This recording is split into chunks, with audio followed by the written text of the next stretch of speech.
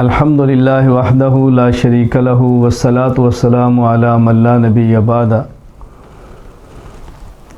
قربانی چونکہ عبادت ہے، عبادت اخلاص کے ساتھ بھی ہو، اچھی بھی ہو، کیفیت بھی ہو، کمیت بھی ہو، مقدار بھی ہو، سب چیزوں کا خیال رکھنا چاہیے۔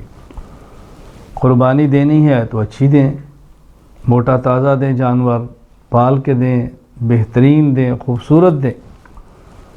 مسند احمد میں حدیث مبارک موجود ہے، حضرت ابو ہریرہ رضی اللہ تعالیٰ عنہ فرماتے ہیں کان اذا اراد ان یضحی، رسول اکرم صلی اللہ علیہ وسلم قربانی کا ارادہ فرماتے اشترى کبشین عظیمین سمینین اقرنین املحین موجعین، سبحان اللہ۔ تو رسول اکرم صلی اللہ علیہ وسلم دو بڑے موٹے تازے سینگوں والے سیاہ سفید بالوں والے مینڈے خریدتے، یعنی چن کر خریدتے، ماشاءاللہ دل کے ساتھ خریدتے، بہترین جانور آپ لیتے قربانی میں ذبح کرنے کے لیے۔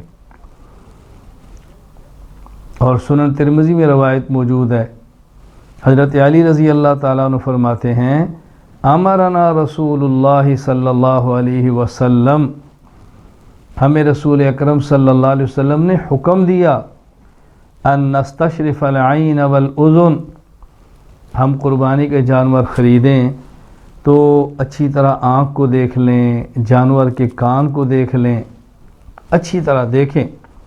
وَأَلَّا نُضَحِّيَ بِمُقَابَلَةٍ، وہ جانور ذبح نہ کریں جس جانور کا کان آگے سے چیرا ہوا ہو، وَلَا مُدَابَرَةٍ، کان پیچھے سے چیرا ہوا ہو، وَلَا شَرْقَاء، اور ایسا جانور قربانی کے اندر نہ دیں جس کے کان پھٹے ہوئے ہوں، وَلَا خَرْقَاء، جس کے اندر سوراخ ہوا ہو وہ بھی نہ دیں۔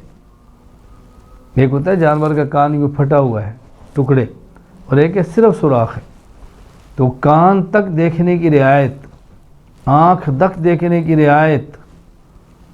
اور رسول اکرم صلی اللہ علیہ وسلم کا ارشاد ہے، فرمایا سمنوا ضحایاکم فإنها للصراط مطایاکم، جوانور خوب موٹا تازہ کرو، یہ تمہاری پل صراط کی سواریاں ہیں۔ تو حضور اکرم صلی اللہ علیہ وسلم نے ترغیب دی ہے، اس لیے قربانی کے جانور کو پالنا، رغبت کے ساتھ رکھنا، اور موقع پر خریدنا ہو تو اچھے سے اچھا جانور اللہ کے راستے میں قربان کرنا چاہیے۔ اللہ تعالی ہم کو شوق سے، ذوق سے قربانی کا جانور ذبح کرنے کی توفیق عطا فرمائے، اچھی سے اچھی قربانی اللہ کے راستے میں دینے کی توفیق عطا فرمائے۔ وآخر دعوانا الحمدللہ رب العالمین۔